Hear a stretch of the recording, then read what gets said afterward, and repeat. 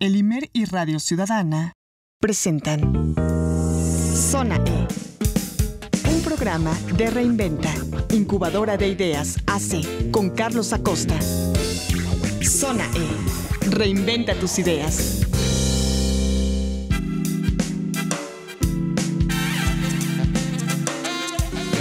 Bienvenidos una vez más a su programa Zona E, Reinventa tus ideas. En esta ocasión vamos a hablar del tema Economía de la Innovación. Para eso los invitamos a escuchar una cápsula que después pueden replicar en nuestras redes sociales. Reinventa AC y @ReinventaAC. Escuchen.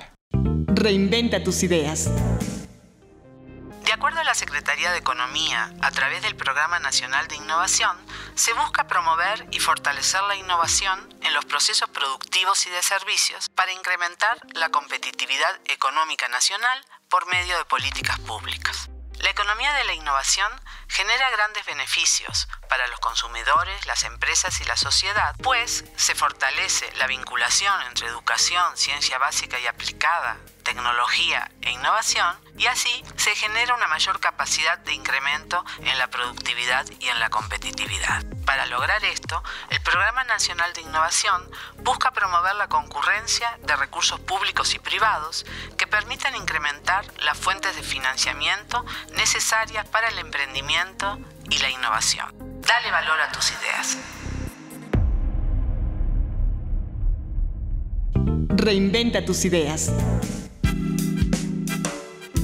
Hemos regresado de esta cápsula y en el tema de hoy, que es Economía de la Innovación, nos hemos dado a la tarea de invitar a una gran personalidad en los temas de tecnología, ciencia e innovación. Está con nosotros la doctora Gabriela Dutrenit, profesora investigadora de la UAM Xochimilco del posgrado en Economía, Gestión e Innovación. ¿Cómo estás, Gaby? Hola, muy bien y muchas gracias por la invitación para conversar contigo. Bienvenida. Nos encontramos muy contentos de hablar de estos temas de innovación, economía y emprendimiento. Para iniciar, me gustaría, desde tu definición, saber qué contemplan como economía y cómo se combina con la innovación, o qué es economía de la innovación. En realidad es un término más teórico que ha emergido, ¿no? Porque bueno, normalmente desde la economía se estudia la asignación de recursos, se estudian cómo se distribuyen esos recursos, quién produce los recursos y cómo luego se distribuyen los recursos, que es el tema de la distribución del ingreso. Pero en realidad desde la economía se ha prestado históricamente poca atención al tema de la innovación, al tema del conocimiento, que en verdad la innovación utiliza conocimiento para poder introducir productos, procesos y servicios en el mercado y tener éxito en el mercado. Se usa el conocimiento. Entonces, bueno, la economía llevó tiempo que se entendiera que el residuo que hablaba la teoría de Solow del crecimiento, que el residuo se asociaba con el conocimiento, y se empezó a incorporar también en los modelos de crecimiento para entender lo que determina el crecimiento de las economías, el tema del conocimiento y dentro de ello su relación con la innovación. Entonces surgió toda una rama de pensamiento económico que pues se le ha llamado la economía evolutiva, porque se parte de Darwin y se piensa cómo van evolucionando las especies. Aquí las especies que van evolucionando en realidad son las empresas que hacen innovación. Entonces hay toda una rama de la economía que es la economía evolutiva y evolutiva de la innovación, y dentro de ellos hay otra de las formas de llamarlo es los estudios sobre economía de la innovación. Entonces ahora muchos economistas le ponemos el ojo no solo a los factores productivos, al capital y al trabajo, sino que ponemos atención y miramos un poco en términos de los desempeños. Claro. O sea, si no hay innovación, eso va a impactar en el desempeño de las empresas, de los países y, bueno, del mundo en su conjunto. La perspectiva de lo que nos mencionas cambia muchísimo con respecto a la economía tradicional. ¿Y de qué manera tú consideras que los estados están cambiando hacia esta nueva perspectiva y están visualizando la posible evolución de la economía? Porque no nos damos cuenta en realidad que a nivel público de verdad incida, ¿no?, esta perspectiva. Fíjate que sí ha ido cambiando porque se ha ido introduciendo en los marcos analíticos de los organismos internacionales en primera instancia y después en la discusión de las políticas públicas en segunda instancia a nivel teórico y luego en su aplicación en los distintos países, ¿no? Entonces ya hace años se empezó a reconocer de que la innovación es un fenómeno complejo y que cuando uno estudia la innovación resulta que hay muchas actividades que entran dentro de la innovación. Entra la investigación y desarrollo experimental, pero también entra la capacitación, la mejora de productos y procesos que a veces no se asocia con investigación y desarrollo experimental. O sea, hay muchas actividades, la compra de maquinaria y equipo que hace que cambien los procesos, porque si se incorpora un nuevo equipo, el proceso de producción cambia y entonces estás hablando ya de una innovación. Entonces, en la innovación hay muchas actividades y cuando tú ves quiénes son los actores de estas actividades, bueno, pues resulta que no son solo las empresas o los emprendedores, también son las universidades y los centros que generan conocimiento, también es el gobierno que diseña políticas públicas e incentivos para estimular a estos otros actores, también son las consultoras, los tecnológicos, los diputados y los senadores que aprueban las leyes. Entonces, al final, todo este sistema de innovación es un sistema complejo donde hay muchos actores que cumplen muchas funciones y al final la innovación es todo ese fenómeno complejo que hay que estudiarlo en su complejidad. Y eso la OCDE lo incorporó ya desde los años 90, incorporó esta idea de que lo que hay en los países son sistemas nacionales de innovación que pueden ser más maduros, más desarrollados, los actores operan mejor o operan no tan bien. Y entonces, a partir de ahí, el diseño de las políticas públicas de ciencia, tecnología e innovación empezó a enfocarse a cómo hacer de que estos sistemas nacionales de innovación funcionen. Entonces eso trajo todo un cambio en las políticas y en los programas de gobierno para fomentar a la ciencia, la tecnología y la innovación. Gaby, tú estuviste en el Foro Consultivo de Ciencia y Tecnología. ¿De qué manera lograron apoyar e incidir para una mejor articulación precisamente de esta economía de la innovación? Fíjate que desde el Foro Consultivo Científico y Tecnológico nació con la Ley de Ciencia y Tecnología del 2002. Y esa Ley de Ciencia y Tecnología ya habla de lo que es el sistema, en vez de llamarle Sistema Nacional de Innovación, se le llamó Sistema Nacional de Ciencia, Tecnología e Innovación. Pero estamos hablando de lo mismo. Y pero ahí, juntaron todo. Sí, es lo mismo. Pero ahí ya se reconoce justamente que hay muchos actores y entonces en esa ley se reconoce que es necesario vincular a los distintos actores, por ejemplo, vincular a las universidades y los centros de investigación por un lado, con las empresas por el otro, justamente para facilitar esos procesos de generación y de difusión y de transferencia y de difusión y uso del conocimiento en los distintos actores del sistema. Y entonces en esa ley, que fue una ley muy moderna que se creó en México en el 2002, se reconoce eso y se dice, bueno, pero tiene que haber políticas públicas de ciencia, tecnología e innovación. No solo políticas gubernamentales que son generadas desde el gobierno y con un enfoque de arriba hacia abajo. Tiene que haber políticas donde los ciudadanos, donde haya participación ciudadana, tanto en el diseño, en el diagnóstico, en el diseño, en la implementación y luego en la evaluación de estas políticas. Y entonces, por eso que surgió el Foro Consultivo Científico y Tecnológico, para jugar ese papel de darle voz a las distintas comunidades científicas, tecnológicas y empresarial. Y de esa forma contribuir a que las políticas de ciencia, tecnología e innovación sean políticas públicas. Por cierto, tuvieron grandes resultados. Como consecuencia, yo recuerdo, hasta inmiscuyeron temas de emprendimiento vinculados a la ciencia y tecnología, desarrollo de innovaciones. Que en tu experiencia, ¿qué es lo más rescatable de esto y cómo es que de verdad se ciudadaniza y se socializa esta información? Justamente porque esa es la función del foro. Primero hubo que aprender a cómo hacer para que haya participación ciudadana, o sea, para que los ciudadanos se expresen y de esa forma se pueda luego transmitir a los funcionarios públicos e interactuar con ellos para poder llevar la voz de las comunidades. Ese ha sido todo un proceso de aprendizaje que se fue haciendo en el foro a lo largo de los años y dirigido por los distintos coordinadores del Foro Consultivo Científico y Tecnológico, porque hay que aprender a ver cómo se oye la voz de las comunidades, claro, cómo se dialoga con las comunidades y cómo se transforma ese diálogo con las comunidades en ideas que sirvan para el diseño de las políticas, porque a veces uno habla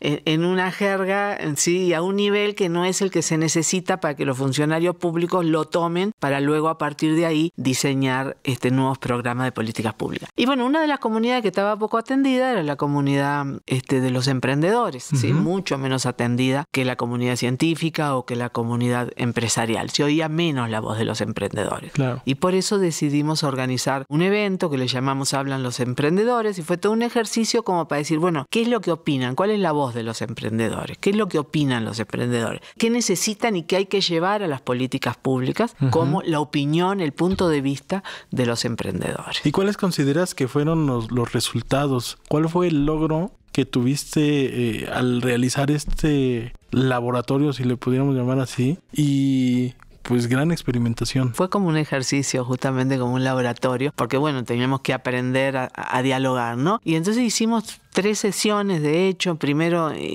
con un grupo en ese caso fueron jóvenes emprendedores, decidimos que fueran jóvenes emprendedores basados en conocimiento, entonces hicimos una primera reunión para que identificaran sus retos, cuáles eran los problemas que ellos estaban enfrentando, ¿no? Entonces, bueno, pusimos a un grupo de jóvenes de distintos sectores, de distintos géneros, de distintas partes del país, y bueno, el primer tema fue cómo que ellos se pusieran de acuerdo sobre cuáles eran los retos más importantes que estaban enfrentando en esas etapas tempranas del emprendimiento, ¿no? Y después, bueno, después se hizo un diálogo, cuáles eran las recomendaciones para las políticas públicas, invitamos a funcionarios de CONACYT, del INADEM, del Consejo de la Comunicación, La Voz de las Empresas, de distintas instituciones de educación, estaba Canacintra, Cañete, y bueno, en fin, de distintos organismos, los juntamos con los emprendedores para que no se reinventara la rueda, para que hubiera más interacción, para que se afinaran las recomendaciones que se hacían. Y finalmente se hizo un evento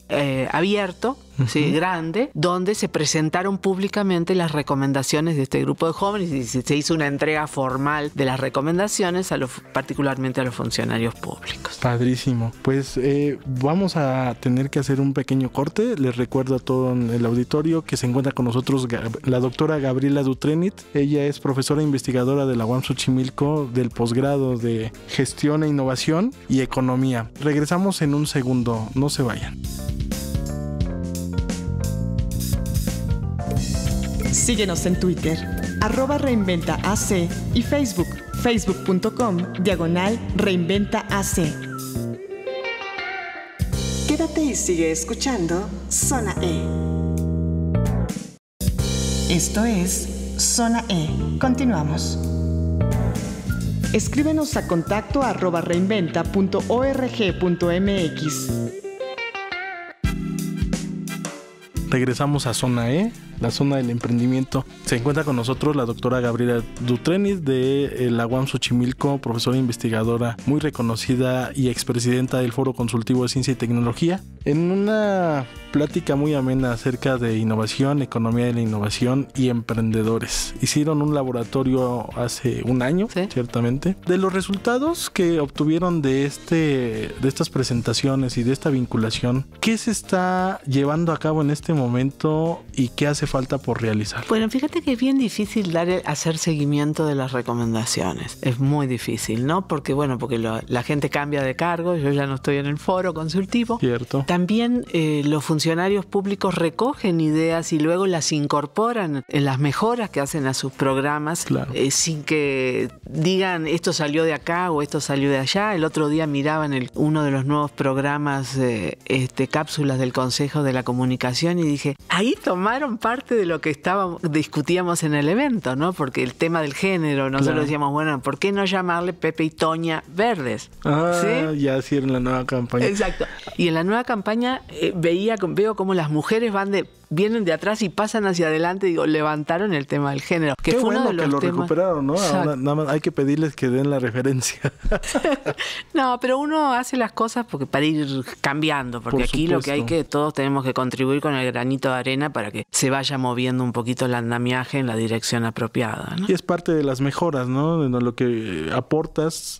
Otras instituciones, si tienen esta posibilidad de retomarlo, creo que es bastante considerable e importante. Gabriela, cuéntanos, por favor, vamos a desviarnos un poco. ¿Qué estás haciendo en estos momentos y hacia dónde te diriges? ¿Qué investigaciones te interesan y cómo consideras que se va a visualizar el futuro de este ecosistema? Bueno, estoy trabajando en 2 grandes temas que se relacionan directamente. Bueno, yo estudio el ecosistema. Claro. Para mí es el Sistema Nacional de Innovación, ¿no? Y entonces yo lo estudio como mi objeto de estudio y en el posgrado nosotros nos dedicamos a eso y nuestros estudiantes de maestría y de doctorado doctorado hacen sus tesis sobre estos temas, ¿no? Entonces ahorita estoy en 2 proyectos grandes, de hecho en 3. Uno de ellos es sobre el tema de la vinculación entre la academia y el sector productivo, entre universidades y centros por un lado y empresas por otro. Yo decía hace un rato, ese es uno de los temas relevantes en los sistemas nacionales de innovación. Cómo hacer que se agilice todo ese proceso de generación, de transferencia y uso del conocimiento. Cómo hacer que fluya el conocimiento entre los distintos actores, ¿no? Entonces este es uno de los temas, y entonces uno de los temas que vengo trabajando con encuestas a empresas, a través de estudios de casos específicos de algunas empresas y su vinculación con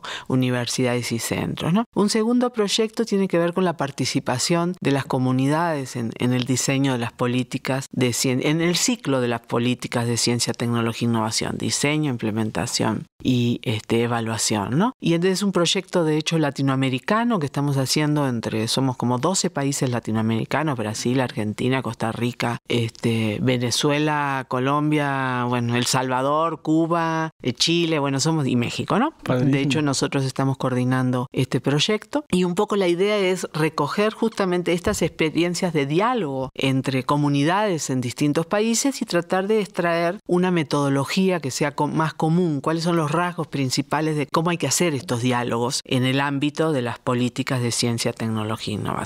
Entonces ese es otro de los proyectos. Este proyecto tiene un financiamiento del CITED, que es un organismo iberoamericano, y ese es el financiamiento que tenemos para ese proyecto. Y luego estoy en un tercer proyecto que es sobre el tema del desarrollo inclusivo, que tiene que ver con el tema de las innovaciones sociales, cómo poner cómo poner en el centro del desarrollo económico también el bienestar social. Y cuando hablamos de bienestar social, tenemos que en un país como México y como muchos otros países que tienen problemas de desigualdad muy fuertes, cómo poner en el centro del proceso de desarrollo la inclusión de los sectores que hoy están excluidos del proceso de desarrollo. Entonces también es un trabajo que estamos haciendo con un grupo de países, más o menos los mismos países, latinoamericanos, sobre el tema de qué políticas de ciencia, tecnología e innovación tenemos que tener para contribuir al desarrollo inclusivo, a un desarrollo que sea inclusivo. Está muy interesante los temas que estás investigando. Sin embargo, hay una experiencia clara en donde el sector privado y la innovación va mucho más rápido que las instituciones públicas. El futuro nos apremia porque los cambios cada vez son más rápidos y sí implican una trascendencia. ¿Tú consideras que el sector público se puede llegar a poner a la altura de las necesidades y avanzar con el mismo dinamismo que requiere tanto la sociedad como la iniciativa privada en estos términos, ¿no? De innovación y uso de tecnologías? Es que el sector público no, la pregunta no debería ser si puede, tiene que. Claro. Sí, lo que pasa es que, bueno, en el país también se avanza a los ritmos que se avanza, y el país hoy, 10 años comparado con 10 años atrás, se ha avanzado muchísimo, y se ha avanzado muchísimo en términos de la expresión de la sociedad. La sociedad se manifiesta mucho más que antes, la sociedad exige muchísimo más que antes a los funcionarios públicos, exige que los recursos y los impuestos se usen de forma apropiada, que sea más transparente el uso de los recursos. Entonces sí, necesitamos que los partidos políticos se pongan a la par de las exigencias que está teniendo la sociedad, y necesitamos que los funcionarios públicos también estén a tono con las necesidades que hay en el país. Si no, vamos a seguir avanzando despacito y necesitamos avanzar más rápido porque nuestros competidores están avanzando rápido. Y no podemos permitirnoslo, ¿verdad? En tu experiencia con otras naciones, ¿cuál consideras que sería un buen caso referente de avance y de mayor dinamismo? Bueno, siempre nos comparamos, incluso el presidente Peña Nieto siempre hace la comparación con Corea por el hecho de que en los años 70 estábamos al mismo nivel de desarrollo Corea y México, ¿no? Claro. Pero bueno, ya Corea se disparó tanto que es difícil decir ese es un ejemplo con el cual nos podemos comparar, ¿no? Y por otro lado, China, bueno, tiene un tamaño que tampoco es alguien. Entonces es difícil en el caso de México decir con quién te comparas. A lo mejor con Brasil. Compares latinoamericanos. Sí, a lo mejor Brasil es el que más cercano en términos de tamaño, un poquito más grande, pero en términos también de una historia que tiene muchos elementos en común. Pero bueno, México ha mirado poco hacia América Latina en los últimos años y ha mirado mucho hacia el norte. Claro. Y en el norte, bueno, o sea, no nos miran igual que con nosotros los miramos a ellos. Se encuentra restringido el mercado y es difícil el acceso, ¿no? Sí. y por otro lado no nos miran como partners, como socios de tú a tú al mismo nivel, ¿no? Entonces México tiene un reto también de redefinir su posición, su posicionamiento a nivel internacional, ¿no? Y tenemos una posición privilegiada geoestratégicamente y en cuanto a recursos. Precisamente, ¿qué podemos aprovechar de los recursos en México naturales para generar innovación y para poder abarcar otros mercados? Bueno, hay recursos naturales, pero también hay una manufactura que se ha creado, porque bueno, en el país se siguió un modelo de desarrollo. En los años 80 se eligió un modelo de desarrollo, no es clara, si bien no hay, las políticas que se han seguido de desarrollo no son explícitas, claras, pero bueno, ha habido una política implícita de basarse en los grandes grupos industriales, muchos de ellos de Monterrey, en la apertura y la atracción de inversión extranjera directa, con la industria maquiladora y otras subsidiarias de empresas multinacionales que operan bajo otros esquemas aduanales. Entonces, en realidad se siguió, y la integración con América del Norte, se ha seguido un modelo. Y en ese modelo de desarrollo estamos en las cadenas globales, nos hemos insertado en cadenas globales. Entonces, el tema es cómo hacemos que en esa inserción en las cadenas globales, pues en México se agregue más valor a los productos y no seamos nada más mano de obra barata, como en muchos de los casos es lo que atrae el mano de obra barata y la cercanía con Estados Unidos. México ha desarrollado muchas capacidades, tenemos muchos trabajadores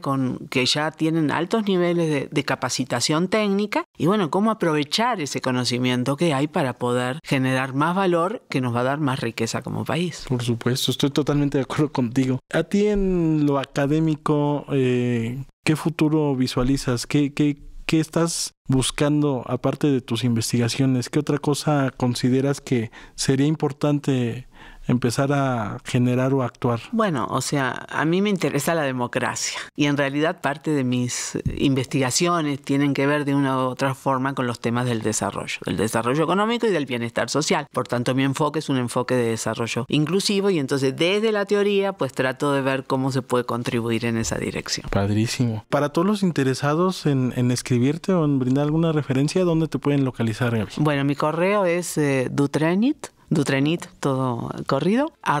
@correo.xoc.uam.mx. Estoy en la UAM Xochimilco y en el posgrado en Economía y Gestión de la Innovación. Muy bien, pues a todos aquellos que les interese está el correo electrónico y vamos a cerrar este programa con alguna conclusión. ¿Qué te llevas, Gaby, de esta entrevista y qué le sugieres a los nuevos valores emprendedores que están queriendo hacer innovación en México? Yo creo que México es un país de muchas oportunidades, ¿sí? Y de muchas posibilidades. México tiene una cantidad de recursos que pocos países tienen y por tanto pues sí veo un futuro para el desarrollo del país, pero bueno, sin duda tenemos que expresarnos, dar nuestro punto de vista, decir lo que nos gusta, pero también decir lo que nos gusta. O sea, hay que tener una actitud participativa, mostrando lo que no está funcionando para que lo que es se transforme en lo que no está funcionando bien, se transformen en oportunidades de mejora que al final van a redituar en términos del desarrollo inclusivo del país. Muy bien. Te agradecemos mucho la presencia en este programa. Nos sentimos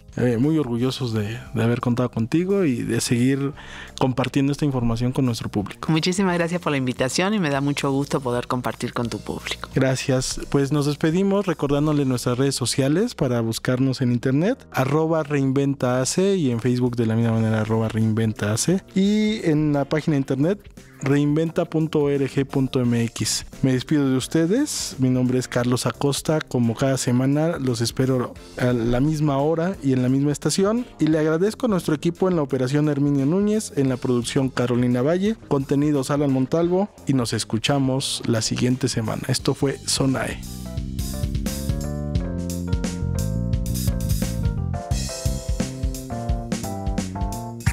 Visita www.reinventa.org.mx o www.emprend3.mx. Lo que escuchaste fue una producción del Instituto Mexicano de la Radio en colaboración con Reinventa, incubadora de ideas AC. Zona E. Reinventa tus ideas.